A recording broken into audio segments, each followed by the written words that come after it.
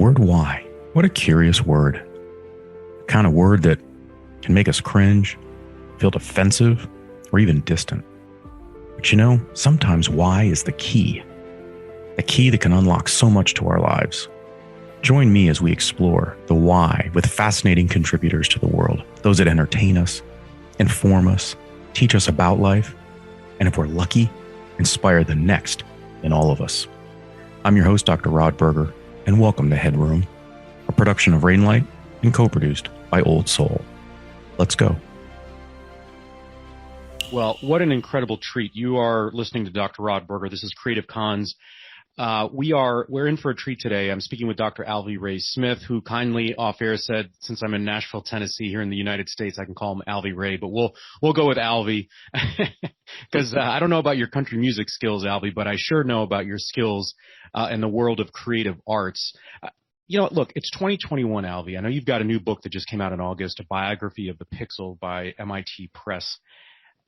Let's start with that. Let's talk a little bit about the book. Let's talk about the history of the Pixel and where are we sort of in the growth chart, if you will, of the Pixel in your estimation? All right. So let me just make an opening observation. Nearly all pictures in the world are now made of pixels. In fact, because of the explosion, the digital explosion, nearly all pictures that have ever existed are made of pixels. You have to go to museums or kindergartens or places like that to see these old analog pictures, right? But so my surprise, most people don't know what a pixel is. So that just didn't quite seem right. We're as a race of human beings, we're swimming in an ocean of zettapixels, I estimated once. And that's 21 zeros. And nobody knows what these are. And yet you and I right now, we're zooming. This is digital light, I call it. Pictures made of pixels. So what is it? So I spent the last 10 years writing this book to explain to the ordinary person, in other words, I skipped the math, intuitively what these things are. They aren't what people think they are. They aren't little squares, just for starters. So talk about the relationship with the Pixel, because I think you're exactly right. I feel like you're actually speaking to me because I would not be able to speak, I think, intelligently or coherently about sort of what makes up a pixel, right? The composition of the pixel, right? I can see it in combination, in relationship, sort of in dance or in presentation, in animation, to your point, that even the technology that is allowing us to speak right now. But help me understand it, bring it to life. What's the personality of a pixel? What was it like in the beginning, and how has it changed or matured? Well, in fact, a lot of people haven't understood, including many of my colleagues over the decades, haven't exactly understood what it is. And, which leads to, pretty good stories in my book. The idea started with Joseph Fourier about the French Revolution. He was this genius who told us that the world's all music. You can add up these waves, very regular waves of different frequencies, in other words, how fast it wiggles, and different amplitudes, how high these waves crest, to get any sound. We kind of know that about music, that it's just a sum of waves of different frequencies and amplitudes, but all sound also can be described that way. No matter how erratic, it could be construction noise, or it could be your child's voice, or, Pictures are the same thing. You can add up, if you think of a corrugated, building, the corrugated metal building, that waving piece of metal is an example of Fourier's two-dimensional waves. You can add two-dimensional waves together of different frequencies, different amplitudes to get any picture. That's the key thought. He proved it about 1800, let's say. Fascinating story, this guy, but let's don't talk about him right now. The next big idea that came along was the sampling theorem. And I want people to know the sampling theorem. It's what the entire modern digital world, media world is based on. What you and I are doing right now is based on the sampling theorem. And the pixel is the sort of the atomic element of the sampling theorem. So I point out that this guy, this Russian communist yet, Vladimir Kotelnikov, in 1933 said, all right, if you have an arbitrary picture, so it's a two-dimensional signal, in other words, brightness versus space dimensions, you can sample that regularly in a certain way and throw away everything but the samples. So it just takes a moment to absorb that. Basically what Kotelnikov said was, you can represent an infinity of information with just the samples if you sample at a certain frequency, which happens to be twice the highest Fourier frequency. But, it's a mathematical result. It's not at all intuitive, but that's the theorem. And we call the samples of a picture pixels. So a pixel is a sample of a two-dimensional picture signal at a point. But we all know you can't see a point. Point has 0 dimensions. So a pixel is invisible. First surprise. Yeah. You're a magician. That's what it is, Alvy. The second thing that the sampling theorem says was, if you want to get the original picture back from the samples, you spread the sample, this pixel, in the case of pictures, you spread it with a certain shape. It looks kind of like this. So the spreading of the pixel is what makes it visible. Do you know what the spreaders are on, say, your cell phone? The spreaders are the little glowy spots across your display. They're display elements. They're not pixels. They're often called pixels, but they're not. The pixels are these invisible samples of 0 dimensions in the background.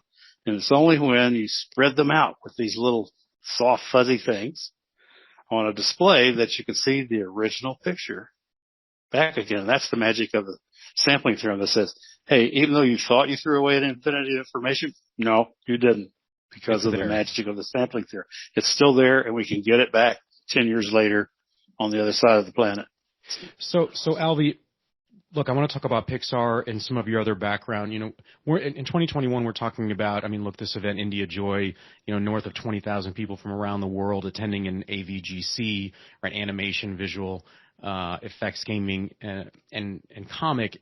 And it feels like we're getting to a point now where everything is incorporating in this creative element. And it makes me wonder, when we think about the digital space, is it more art or science? Or are they in tandem? Are they sort of tied at the hip together? In essence, are you an artist or are you a scientist? Well, I've always considered myself both, and I would say they're tied together at the hip, because, in fact, that's kind of one of the points of my book, that art and the science of pixels developed simultaneously. Once people started making pictures with pixels, which was in 1947, by the way,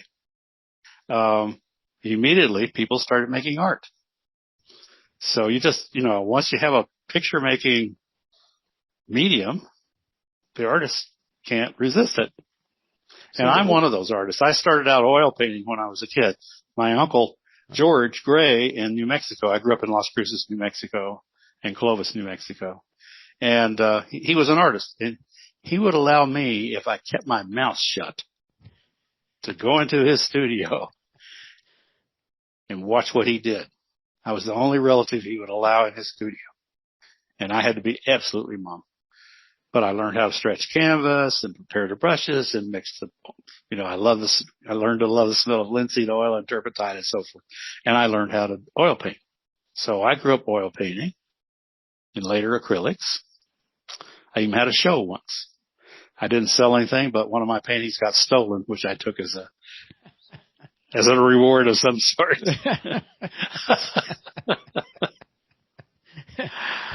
A form of flattery, right?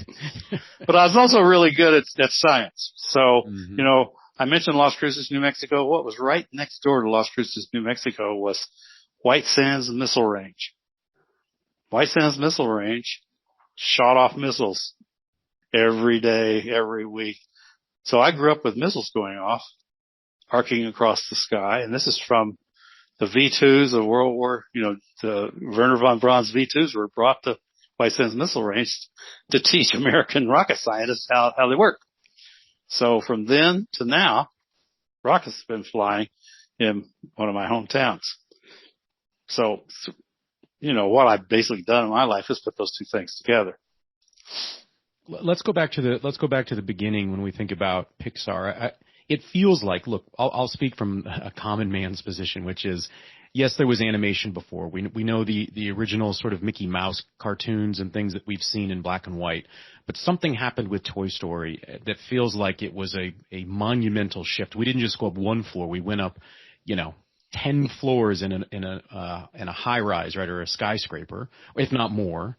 Talk about the early days, and in essence, how lucky are we just as consumers, as audience members, and even I think as next generation students in the digital arts for the efforts at Pixar, from the early days.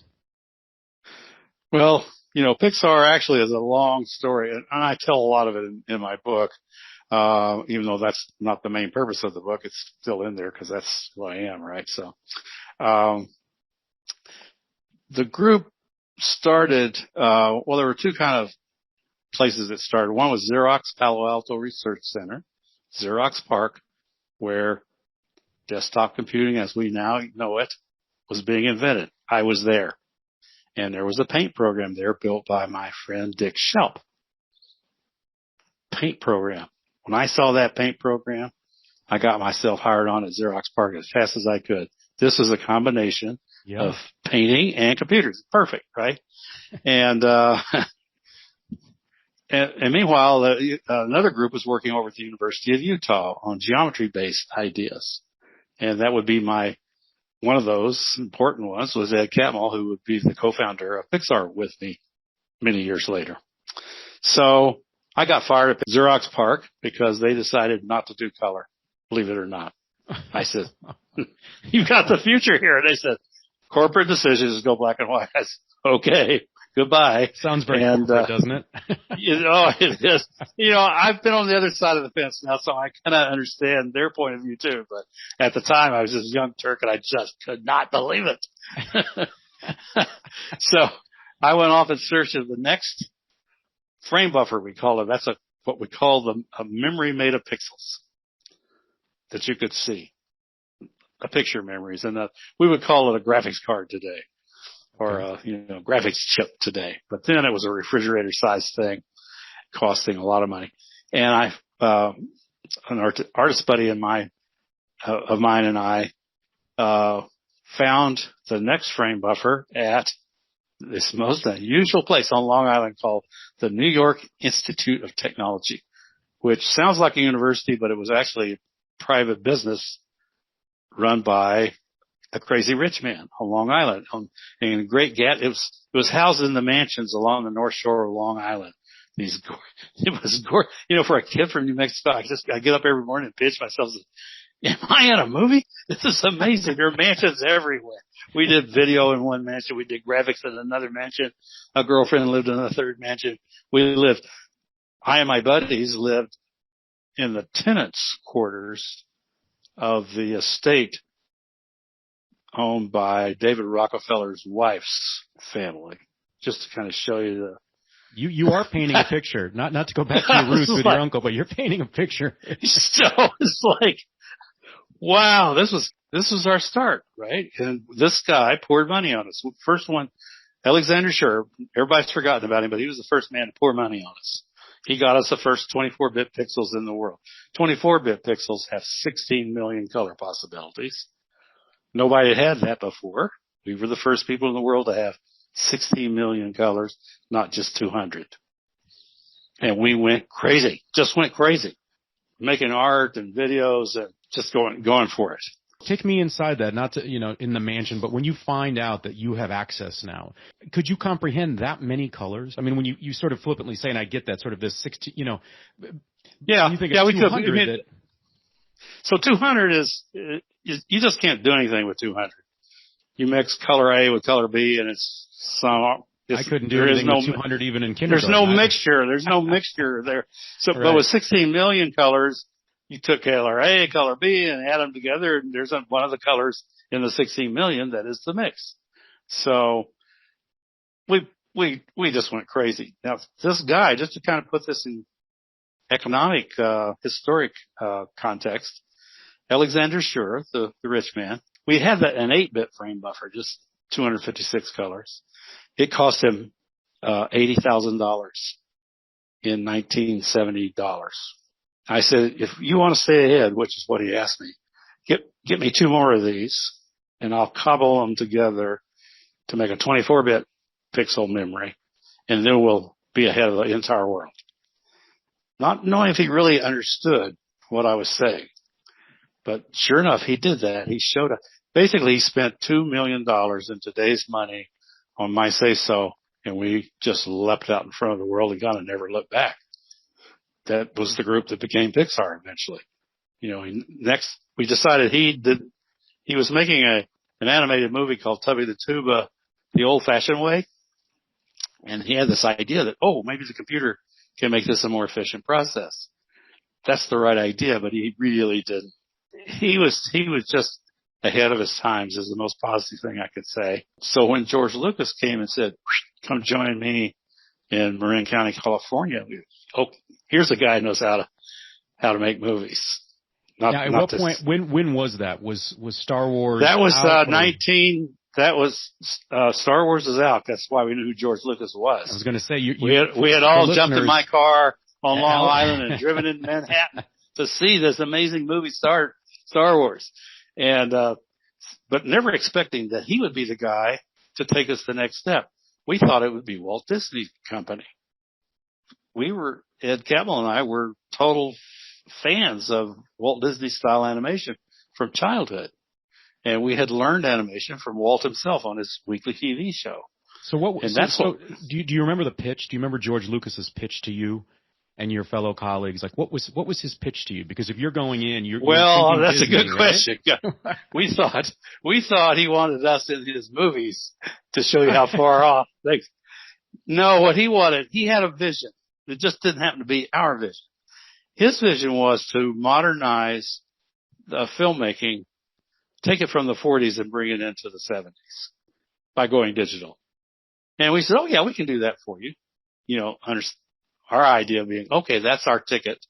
That's the price we have to pay, hardware and software, in order to make content in a major motion picture, which is what we really wanted to do using computer graphics, right? Thinking that he understood this because Star Wars, the first Star Wars, had our friend Larry Cuba's Death Star sequence in it, where they train with a black and white movie how they're going to attack the Death Star. That was classic computer graphics. So we said, George understands computer graphics, and that's why he wants us, because we're the best. No, he did not get that.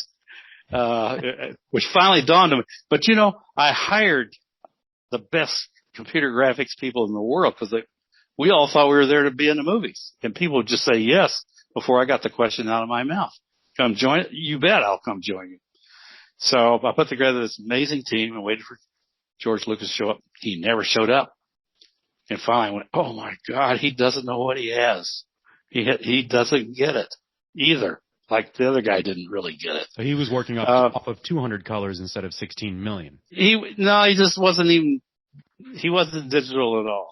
He knew that digital was an important way to improve editing, audio, but, he didn't really understand what we were about. So Paramount Pictures showed up and hired the special effects division of Lucasfilm, known as Industrial Light and Magic, to do special effects for their movies, Star Trek, not George's Star Wars movies, Star Trek II, The Wrath of Khan. And they wanted some of this newfangled computer graphics in their Star Trek II.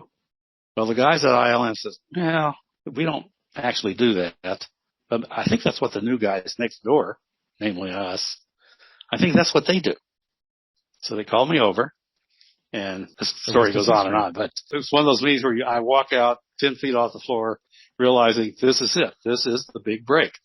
We just landed the chance to get a scene, just 60 seconds, but an entire scene in a major motion picture that's going to make a lot of money, and a lot of people are going to see it. And that's what happened. HeadRoom is produced by Old Soul, a one-stop marketing agency that understands the power of brand and nuance. Reach out to my guy Matt at Old Soul and supercharge your brand and content strategy. That's Old Soul. Shoot Matt a note at aoldsoul.com. That's AOLDSOUL.com. And now, back to our guest. So talk about why Pixar. Was it about having control in not being reliant on other people to recognize what they had in front of them, to your point about George Lucas maybe not at the time understanding it was a forced play. It was a forced play. It was a forced play. George and Marcia Lucas got divorced after we'd been there 5 years, 3 or 4, 5 years, something like that.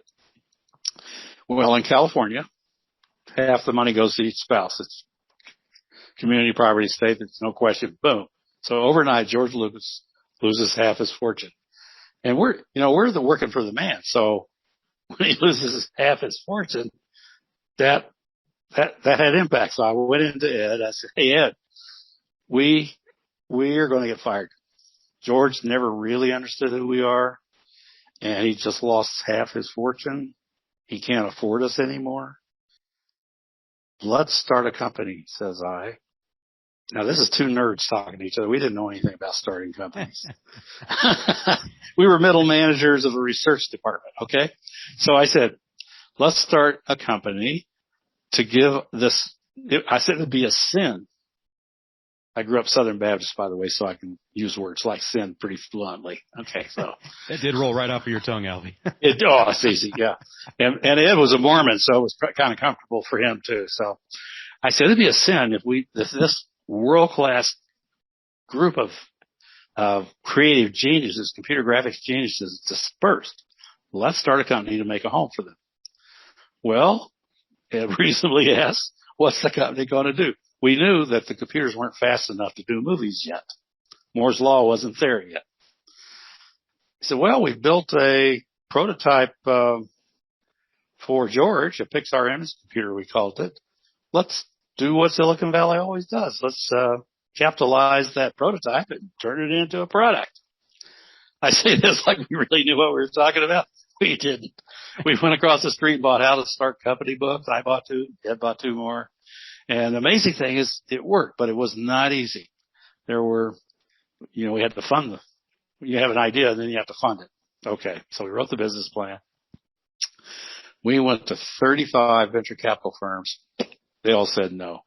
I mean, this is Silicon Valley, right? We were near mile-wise to Silicon Valley, and because we were sexy, we were Lucasfilm, we got in the door to almost every firm on Sand Hill Road, which is the classic location of venture capitalists in San Francisco area.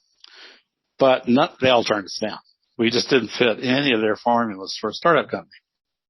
We had 40 people just for starters and a prototype already built. Then we decided, okay, let's make a strategic partnership with a large corporation. Well, 10 of those said no, except for General Motors and Philips of the Netherlands, who were willing to fund our company. We would build car designs, machine software for General Motors, and we would build medical imaging software for Philips. It fell apart right at the last minute because, do you remember H. Ross Perot? I sure do, yeah. H. Ross Perot was the branch of General Motors that we were dealing with. And while we were dealing downtown Manhattan, making this deal, we thought, almost the same time, uptown Manhattan, H. Ross Perot is telling the board of directors of General Motors they're a bunch of fools. That broke overnight in the Wall Street Journal, and everybody knew that anything that had to do with General Motors and H. Ross Perot was dead, and we were right there in that crack. You were right in the middle, yeah. We saw our 45 funding possibilities later, Ed and I are frantic because the one that we thought for sure was going to go, didn't go. What are we going to do? So we're in a limousine coming back from, going to the airport from this disastrous meeting in Manhattan. And we came up with a Hail Mary idea. Let's call Steve Jobs. It's not that we didn't know him already. After he got kicked out of Apple, he invited Ed and me down to his mansion near Palo Alto. And I remember sitting out on the grass when Steve proposed that he buy us from Lucasfilm and run us as his next company. And we went, nah, we want to run our own company, but we'll accept your money as investment money. And he says, okay. But the deal with General Motors, Phillips was almost done, everybody thought, at about twice the valuation that Steve Jobs was willing to handle. Basically, he got laughed out of the Lucasfilm. Lucasfilm had to okay any of this. He basically got laughed out of the Lucasfilm offices. But we had met Steve Jobs, right? So in our moment, 45 investment failures later, Ed and I said, we called him again and said, hey, Steve, make exactly the same offer again. Exactly. Half the valuation of General Motors and so forth. And he did. And Lucasfilm was so worried they were going to lose everything by then that they took the deal. And that's how we got Steve Jobs as our venture capitalist. He did not buy us, which he tried to tell everybody, but he was our majority shareholder. And the employees, all the employees, I want to emphasize, own the rest of the company.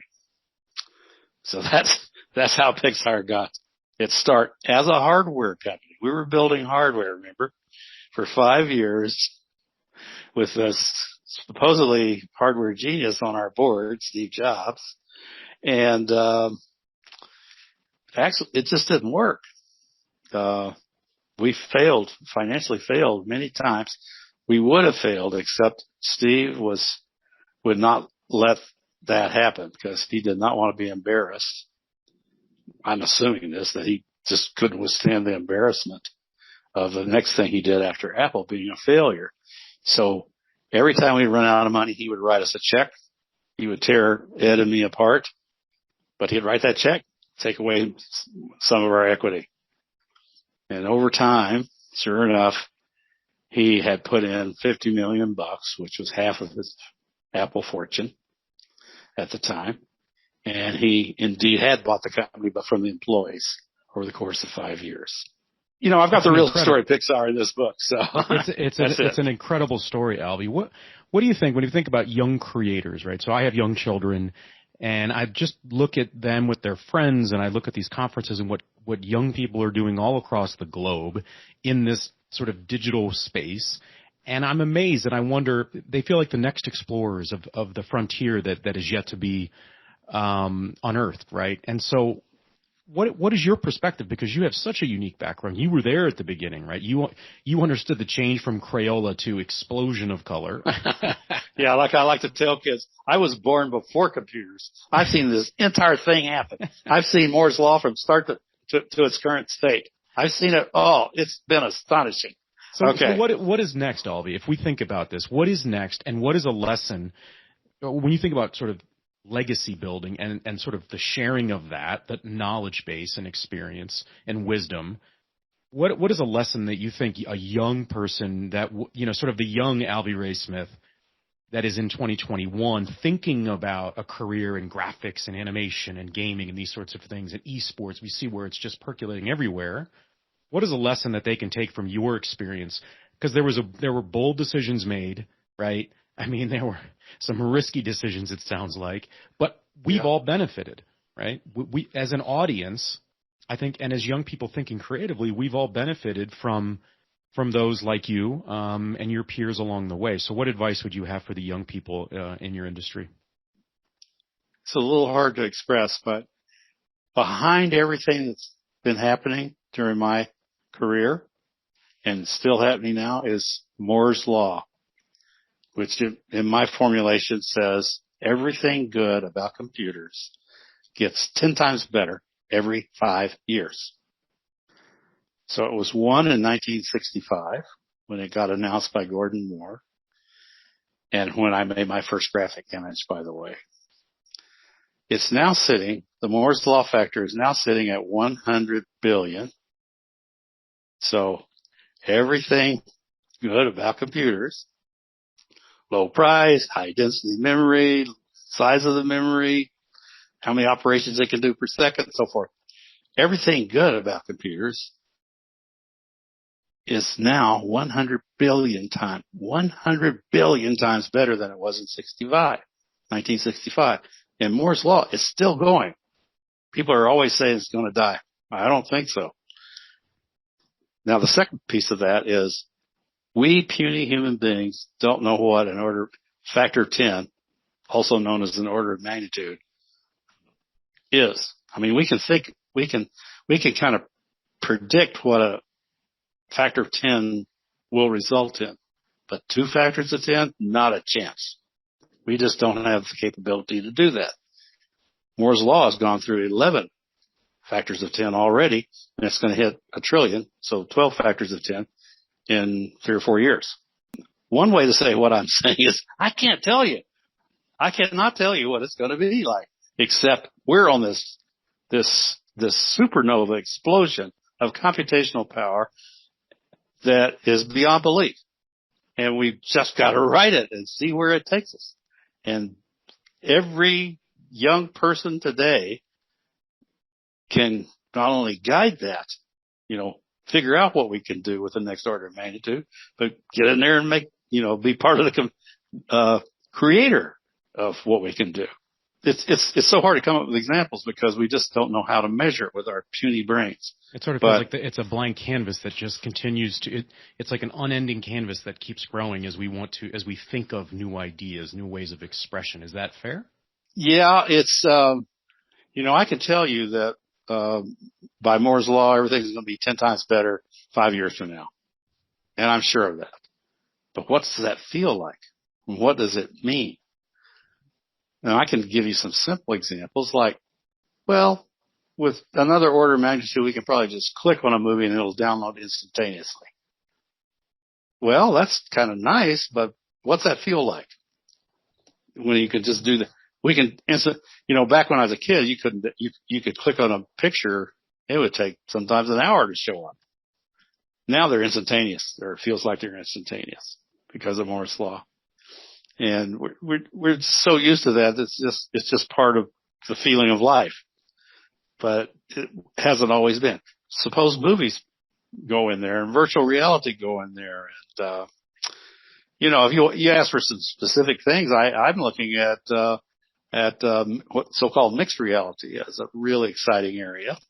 I'm advising a virtual reality startup company in Silicon Valley called Baobab Studios, just to kind of keep my hands in the entrepreneurial pie. It's really exciting being around startup entrepreneurs. I know how scary that is, but also how. You know what that feels like. We were talking about that's where the action is. And it keeps me apprised of where the latest technology is. So VR has become a reality in my lifetime. It used to be this thing I would run screaming from. You'd have to put a bucket on your head and it was hot and sweaty inside and the graphics sucked. I would see that. I said, I don't want to be there. Now you put the goggles on. It's pretty impressive. Pretty impressive. Okay. Let's do this, Alvy. Let's close on this. For those that are listening, what I'm experiencing in just our video, and this is the power, right, of the Pixel, and I have such a greater appreciation for it now through this conversation. And I say this as a great compliment, there remains this childlike curiosity and pride that is emanating from your facial expressions, your experience in the conversation. Like this is not about the past. This is all about current and what could be, that there's this professional and creative optimism. Am I right in my general assessment of you just as a human being, where you are in your stage of life when you think about your legacy and all the things that could be before you? Oh yeah, you're right on. What's annoying as you age is you can't be part of it, and it keeps going. Damn it! I've had my shot at it. I could probably see the next maybe 10 or 20 years, but you know it's going to go away. That's what aging is. Oh, geez, that was my shot at it. I hope I did a good job. What gives you the most pride, Alvy, when you think about it? Because well, I'm really proud of Pixar, no question about it. Yeah. What a, that group of geniuses has just not only been creatively artistically creative, but technically creative beyond belief, year after year after year after year after year. And they're just riding the same Moore's Law wave as everybody else. But boy, what a show! It's astonishing what they're doing. So I'm very proud. I'm proud of the fact that we didn't allow those two kinds of creative people to look down at each other. If that makes any sense to you. Mm-hmm. Artistically creative people they're equal to in every way to technically creative people. That's a requirement at Pixar. I've been places where the technically creative people look down their noses at artistically creative people. You can do that art and marketing stuff. No. Or in a graphics arts house, the creatives look down their noses at the technoids. No. Not allowed at Pixar. So we set up this culture that celebrates both with equal dignity. I mean, yes, there are different kind of people and different kinds of creativity, but there's no hierarchy. That's malarkey. Well, I love it because it's the power of what we've really been talking about is the impact of storytelling. And it continues to get deeper and broader and more expressive. And it's to the likes of you and your colleagues and all the efforts that you decided, you made a conscious choice to go after and pursue. These were not just happy accidents, right? And so we thank you I think, as a species for being able to tell stories in really creative ways, because this is what brings culture together. Wow. Well, if you think about it, we have a much better understanding and we can tell stories in different and deeper ways that are much more culturally relevant and mirror the experiences that people have on all parts of the world. And I think that's incredibly powerful. And it's engaging, especially when we think about learning in young people. So it's been such a treat to spend some time with you. I want to make sure that people can go out and get your book. It's a biography of the Pixel via MIT Press. Again, what is a light? How can people get connected with you, Alvy, if you'd like, whether it's Alvy Ray for country music opportunities and songwriting? AlvyRay.com is my website. AlvyRay.com/digital-light is my site dedicated to the book. So book plus annotations plus all kinds of other stuff. Well, you've been incredibly gracious with your time and your stories, and it's been a pleasure to present and share your passion through the Creative Cons here in support of India Joy, where virtual is reality. Check it out at indiajoy.in. It is November 16th through the 19th of this year. I think it's going to be a great collection of world leaders in the AVGC space. I'm your host, Dr. Rod Berger. Thanks for taking the plunge into HeadRoom, where we uncover the why behind the what and who impacting our lives. HeadRoom is a production of Rainlight and co-produced by our friends at Old Soul. I'm your host, Dr. Rod Berger, and this is HeadRoom.